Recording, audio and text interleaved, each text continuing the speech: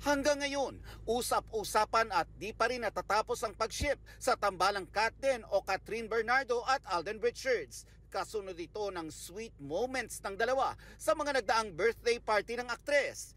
Diretsahan na naming tinanong si Alden sa real score nila ni Kat at ang bulong niya, what you see is what you get.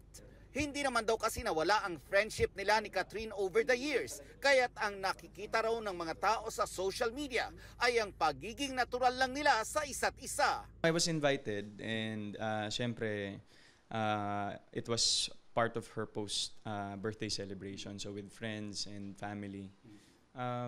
Masaya naman yung naging experience, and you can see how happy Kath is right now. Tinutokso kayo online Hindi lang din talaga kailangan laging ipamalita sa social media yung mga ganyan but you know, sometimes yung mga personal things that's happening, better be personal na lang. Sa ngayon, isa sa pinagkakaabalahan ni Alden ang ongoing na taping ng biggest family drama series of 2024 na Pulang Araw. Naintindihan at minahal na nga raw niya ang kanyang karakter sa serye.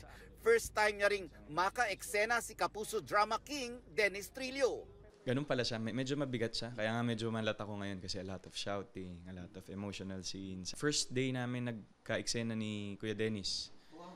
Kahapon. Never pa kayo nag-work ni Dennis? Never. First time. So first time? First time. Kaya siya Dennis Trillo.